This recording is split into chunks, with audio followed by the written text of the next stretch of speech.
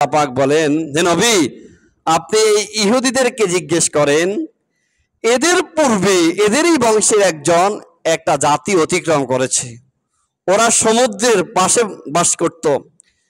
আল্লাহর পক্ষ থেকে নির্দেশ যে দাউদ আলাইহিস সালাম, অথবা ওই দিন তাদের শনিবার দিন ইবাদতের দিন ছিল। আল্লাহর পক্ষ থেকে নির্দেশ, শনিবার দিন তোমরা নদীতে মাছ শিকার করতে পারবা না। পুরো শনিবার তোমরা ইবাদতে কি করতে হবে? কাটাতে হবে। এটা আল্লাহর সীমানা। আল্লাহর কি বলেন? আল্লাহর এরিয়া, যে শনিবারে তোমরা কি করতে হবে? কথা বলেন, ইবাদত করতে হবে, মাছ শিকার করতে পারবা না। এরা কি করলো? ইদিয়াদুনা ফিস সাবতি ইয তাতিহিম ঈতানুহুম ইয়াওমা সাবতিহিম শুরআ। আর আল্লাহ পরীক্ষা করার জন্য শনিবারের দিনের অবস্থা এমন, শনিবার দিন হলে নদীতে মাছ ভেসে ভেসে ঝাঁকে ঝাঁকে মাছ নদীতে আসতো। আর যেদিন শনিবার ছাড়া অন্য দিনে ওয়াওমা লা ইস্তাবিতুন, আর শনিবার ছাড়া অন্য দিনে এরকম মাছ ঝাঁকে ঝাঁকে কি আসতো না? মাছ আসতো না। এরা কি করত? এরা নিজেকে কয়েকদিন পর্যন্ত এভাবে কন্ট্রোল রেখেছে, আল্লাহর নির্দেশ মেনেছে, আল্লাহর নির্দেশ লঙ্ঘন করে নাই। যখন আর পারতেছে না, নিজেকে লোভ সামলাতে পারছে না, তখন শুরু হলো আল্লাহ পাকের নির্ধারিত দিনকে লঙ্ঘন করে তারা নিজেরা ইবাদতে মগ্ন না হয়ে মাছ শিকার করতে শুরু করেছে। এই অবস্থাতে মানুষ হয়ে গেছে তিন গ্রুপ। কয় গ্রুপ? তিন গ্রুপ, তিন পার্টি হয়ে গেছে। যেমন আমরাও এখন বর্তমানে তিন পার্টি, দল করি আর না করি, রাজনীতি করি আর না করি, আমরা তিন পার্টিতে আছি। এক পার্টি হলো আমরা মানে অপরাধ করি, আর আরেক দল হলো, আরেক পার্টি হলো একদম এদিকেও না সেদিকেও না, হাও না নাও না, নীরব দর্শকের ভূমিকায় অবতীর্ণ এবং অবস্থান করি। আর আরেক প্রকার আছে খুব কম, এরা এই অন্যায়ের বিরুদ্ধে কথা বলে, প্রতিবাদ করে। তো দেখা যায় অনেক সময় অপরাধীরা এতটা শক্তিশালী হয়, ওই প্রতিবাদকারী যারা তারা দুর্বল এবং সংখ্যা কম হওয়ার কারণে বিপদের সম্মুখীন হওয়ার সম্ভাবনা থাকে কিনা? থাকে। তখন যারা নীরব, দ্বিতীয় পার্টি যারা এদিকেও না সেদিকেও না, নীরব দর্শকের ভূমিকায় থাকে, তখন তারা ওদেরকে বলে, ভাই কি দরকার আপনার প্রতিবাদ করে বিপদে পড়ার? আপনাদের কি দরকার প্রতিবাদ করে কি বিপদে পড়ার? জেলে যেতে হবে, নির্যাতিত হতে হবে, হয়তো এমনও হতে পারে আপনার লাশটা আর আপনার বাবা মাও কি দেখবে না, এমনও পরিস্থিতির সম্মুখীন আপনি হতে পারেন। তো ও যারা প্রতিবাদকারী তারা কি বলে? আল্লাহ কোরআনে তাদের ভাষ্যকে তুলে ধরেছেন এভাবে, ওয়াইদ ক্বালাত উম্মাতুম মিনহুম লিমা তাইদুনা কওমা। অনীরব দর্শক যারা, তারা ওদেরকে বলে, ভাই আপনারা কেন প্রতিবাদ করতেছেন? ওরা মাছ ধরুক আর কি করুক, মরুক আর জাহান্নামে যাক, আপনাদের কি আমাদের মতো থাকতে পারেন না? নীরব থাকলেই তো হয় না? দেখেন না আমরা সম্পূর্ণ নীরব, নির্দোষ, কেউ আমাদেরকে কিছু বলে না। তো যারা প্রতিবাদী তারা কি বলে? আচ্ছা, ওরা বলে আল্লাহু মুহলিকুহুম আও মুআযযিবুহুম আযাবান শাদীদা। অসুবিধা নাই, এরা যখন আল্লাহর এরিয়া, আল্লাহর দেওয়া নির্ধারিত সীমানা অতিক্রম করেছে, আল্লাহ এদেরকে হয়তো আযাব দিবে, অথবা আল্লাহ তাআলা এদেরকে ধ্বংস করে দিবে। সুতরাং আমাদের কোনো কথা বলার দরকার নাই। আমাদের কি কোনো কথা বলার দরকার নাই?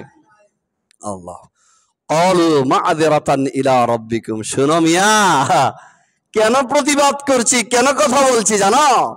আল্লাহর কাছে বাঁচবো, আল্লাহর কাছে যায়া এতটুকু অপারগতা পেশ করতে পারবো যখন আল্লাহ জিজ্ঞেস করবে যে এই মানুষগুলো যে আমার সীমানা, আমার এরিয়াকে লঙ্ঘন করে অপরাধে জড়িত হয়েছে, তোমরা কেন এর প্রতিবাদ করো নাই? এজন্য প্রতিবাদ করছি যেন কিয়ামতের দিন আল্লাহর কাছ থেকে পার পাইতে পারি, এ এক কারণ, এজন্য প্রতিবাদ করছি। আর আরেকটা কারণ হলো লাআল্লাহুম ইয়াত্তাকুন, যদি এরা মানুষ হয়, আকল আর বিবেক আর বুদ্ধি থাকে, তাহলে তাদের এই অপকর্ম থেকে, তাদের এই মানে খারাপ কাজ থেকে তারা আল্লাহর ভয়ে কি আসবে, ফিরে আসবে। এই দুই কারণে প্রতিবাদ করি। কয় কারণ বলেন? দুই কারণ। এই দুই কারণে কি করি? প্রতিবাদ করি।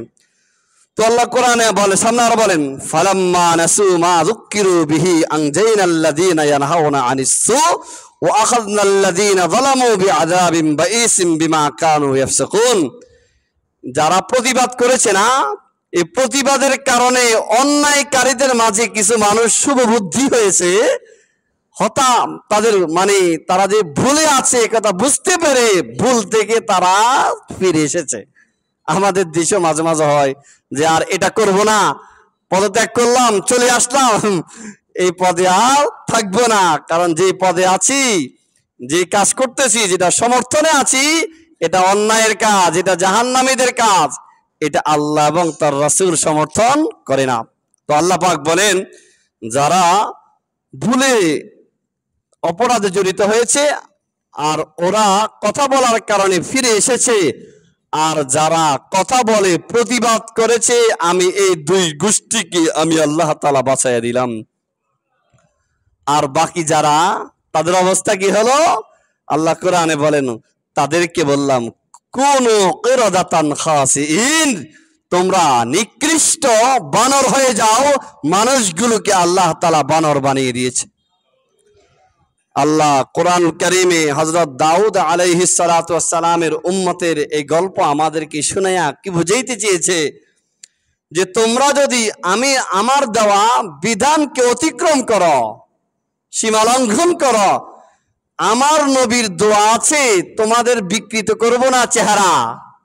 না হয় আমরা কবে আরো আগে কেউ বানর হয়ে যেতাম, কেউ কুত্তা হয়ে যেতাম, কেউ সুর হয়ে যেতাম।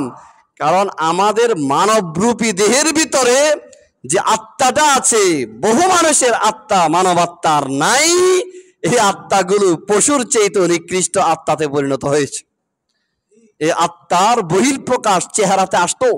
রাসূলুল্লাহ দোয়া করে গেছেন, হে আল্লাহ, আমার উম্মতকে আপনি চেহারা বিকৃত করবেন না, এদেরকে অন্য প্রাণীতে রূপান্তরিত করবেন না। এই জন্য আল্লাহ তাআলা করে না। আমার ভাইয়েরা, তো এইখান থেকে আমাদেরকে দুইটা শিক্ষা নিতে হবে। এক নাম্বার, আল্লাহ পাকের দেওয়া সীমানা, এরিয়া, এটা লঙ্ঘন করা যাবে না। আর দ্বিতীয় হলো, অন্যায় যদি আমাদের সামনে আসে, অন্যায় যদি কি বলেন আমাদের সামনে আসে, নীরব থাকবো, অন্যায়তে জড়িয়ে যাব না, অন্যায়ের প্রতিবাদ করব। যদ্দূর সম্ভব আপনাকে প্রতিবাদ করতে হবে। রাসূলুল্লাহ হাদিসে বলেছেন, মান রাআ মিনকুম মুনকারান ফালিয়ুগাইয়ির বিয়াদিহি, যদি কোনো সমাজে, কোনো রাষ্ট্রে অপরাধ সংঘটিত হয়, এক নাম্বার কাজ হলো এটাকে তোমার শক্তি দিয়ে এটাকে প্রতিহত করা। এটা রাষ্ট্রের দায়িত্ব। রাষ্ট্রের শক্তি আছে, পুলিশ আছে, সেনাবাহিনী আছে, প্রশাসনিক ক্যাডার কর্মকর্তা আছে। রাষ্ট্রের দায়িত্ব হলো দেশ থেকে, সমাজ থেকে কোনো ধরনের বিশৃঙ্খলা, সন্ত্রাসবাদ যদি তৈরি হয়, এটাকে নির্মূল করা কার দায়িত্ব বলেন? সরকারের দায়িত্ব, রাষ্ট্রের দায়িত্ব।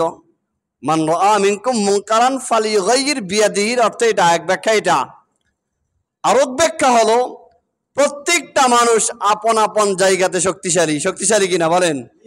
বুঝেন না মানে আমার কথা? প্রত্যেকটা মানুষ আপন আপন জায়গাতে শক্তিশালী, তার ক্ষমতা আছে।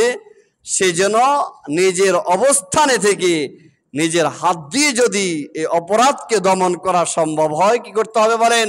দমন করতে হবে। আমাদের দেশে গান বাজনা হয়, কোনো এক সময় এটার খুব মানুষ ভয়ে কাঁপতো, যে আমি যদি সমাজে গান বাজাই তাহলে সমাজ থেকে আমাকে বয়কট করা হবে। এখন আর এই কথা বলে না, বরং এখন বলে এই সমাজের যারা পরিচালক আর দায়িত্বশীল, তারাই আমার নাচ এবং গানের আড্ডায় একটু পরে আসবে। তাহলে আমাকে প্রতিহত করবে কে?